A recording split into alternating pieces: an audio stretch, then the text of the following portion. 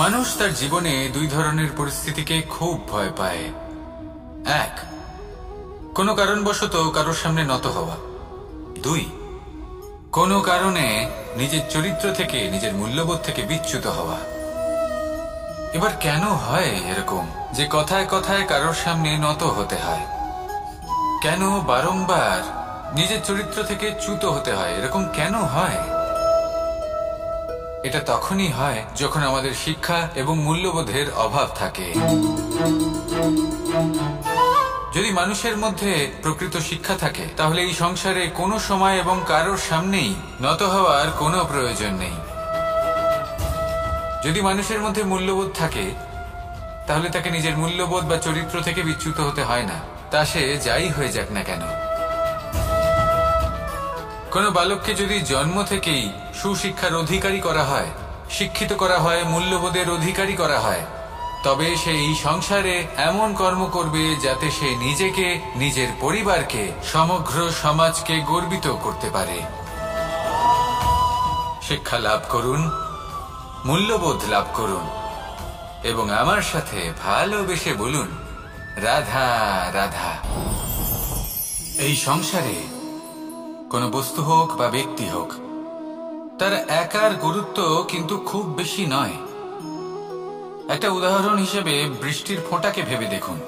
যদি একটি বৃষ্টির ফোঁটা হয় তাহলে তার খুব বেশি গুরুত্ব থাকে না, কিন্তু যখন সহস্র বৃষ্টির ফোঁটা মেঘের মধ্যে দিয়ে ঝরে পড়ে তখন সেটা বর্ষার রূপ ধারণ করে। সেই বর্ষা যা এই প্রকৃতিকে শান্ত করে। সেইভাবেই পাথরের ছোট টুকরো, তার খুব বেশি গুরুত্ব থাকে না, কিন্তু যখন অসংখ্য পাথরের টুকরো একত্রিত হয় তখন তা পর্বতের আকার ধারণ করে। সেইভাবেই কিছু মানুষ যখন একত্রিত হন তখন তৈরি হয় পরিবার, কিছু পরিবার যখন একত্রিত হয় তখন তৈরি হয় সমাজ, যখন অনেক সংখ্যক সমাজ একত্রিত হয় তখন তৈরি হয় রাজ্য। এবার এই রাজ্যের সব থেকে গুরুত্বপূর্ণ ব্যক্তি হতে পারেন রাজা, কিন্তু তাও সেই রাজা একা কিছু করতে পারেন না। যুদ্ধ লড়ার সময় তারও নিজের সৈন্যদলকে প্রয়োজন পড়ে। কিন্তু এই সংসারে এমন একজন ব্যক্তি আছেন যিনি একাই সব কাজ করতে থাকেন, এবং সেই ব্যক্তি হলেন মা। আমাদের জীবনে একজন পিতার ভূমিকা কিন্তু নিঃসন্দেহে অমূল্য, কিন্তু আমাদের সকলের জীবনে যে ভূমিকা একজন মায়ের তা অন্য কারোর থাকে না। একজন মা একাই সন্তানকে বড় করতে পারেন, সংস্কারী করে তুলতে পারেন, তার জন্য পরিশ্রম করেন। আর এত কিছু কাজ করার পরেও তার কাজের জন্য তিনি প্রশংসা অবশ্য পান না। উল্টে যদি সেই সন্তান অনুচিত পথে চালিত হয়, অনুচিত কর্ম করে, তখন সেই মাকেই অপবাদের পাত্র হয়ে উঠতে হয়। আমাদের জীবনে মায়ের যোগদান কতটা সেটা বুঝুন। আপনাকে বড় করে তোলার জন্য উনি কতটা পরিশ্রম করেছেন সেটা বুঝুন।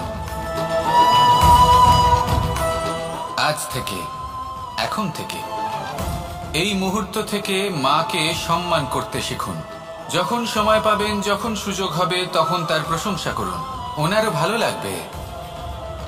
আর মায়ের এই মমতার জন্য, তার এই ভূমিকার জন্য আসুন সবাই মিলে আমরা তাকে প্রণাম করি, আর সকলে মিলে ভালোবেসে বলি, রাধা রাধা।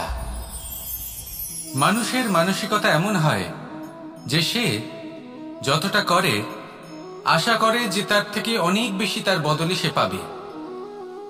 দেখুন, সবকিছুই আপনার ভাবনা চিন্তার উপর নির্ভর করছে। আপনি যদি ফলের বিষয়ে ভেবে কর্ম করতে থাকেন তাহলে সেটা অনুচিত। জীবনের আসল আনন্দ হলো নিজের কর্ম করতে থাকা, ফলের চিন্তা করা উচিত নয়। যদি আপনি এরকম ভাবেন যে আমি এতটা করছি, আমার এতটা পাওয়া উচিত, সেই ভাবনা অনুচিত।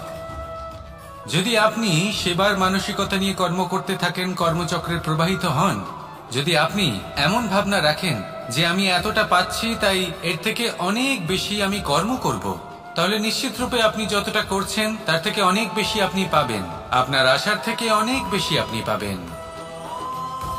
শুধু জীবনে অনেক বেশি কাজ করতে থাকুন, ফলের চিন্তা করবেন না।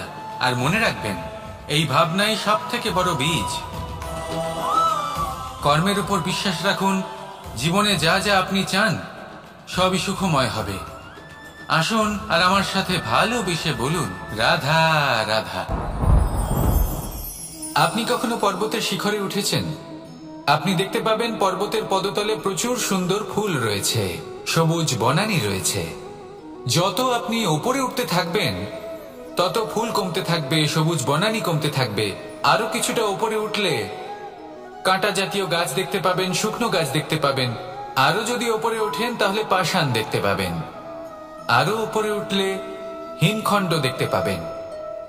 এই যে পর্বত, তা মনুষ্য জীবনের সব থেকে উত্তম উদাহরণ। মানুষ যখন সাফল্যের শিখরে পৌঁছতে চান, মহানুভবতার শিখরে পৌঁছতে চান, পথে যত আস্তে আস্তে উপরে উঠতে থাকেন ততই ভৌতিক বস্তু তার থেকে বিচ্ছিন্ন হতে থাকে। যদি তিনি সেই ভৌতিক বস্তুগুলি ত্যাগ না করতে পারেন তাহলে কখনোই সেই স্থানে পৌঁছতে পারবেন না। আর মানুষ যদি উচিত ত্যাগ করতে পারেন, পথে অগ্রসর হতে থাকেন, এগোতে থাকেন, তাহলে একদিন না একদিন তিনি মহানুভবতার, জ্ঞানের, সাফল্যের হিমের স্বাদ অবশ্যই লাভ করবেন। মনে রাখবেন, মানব জীবনের ত্যাগ হলো অত্যন্ত গুরুত্বপূর্ণ অংশ। আসুন আমার সাথে ভালোবেসে বলুন, রাধা রাধা। আপনি কখনো কোনো বাজকে নিজের বাসা বানাতে দেখেছেন? এই বাজ যখনই কোনো বাসা বানায় তখন উঁচু গাছের ডালে বা কোনো পর্বতের শিখরে বাসা বানায়, অনেক উচ্চতায়। আর সেখানে তার সন্তানও জন্মগ্রহণ করে। যখন এই সন্তানেরা জন্মায় তখন এই বাজ খুবই ভালোবেসে এবং খুব সাবধানে এদের পালন পোষণ করে। নিজের ঠোঁট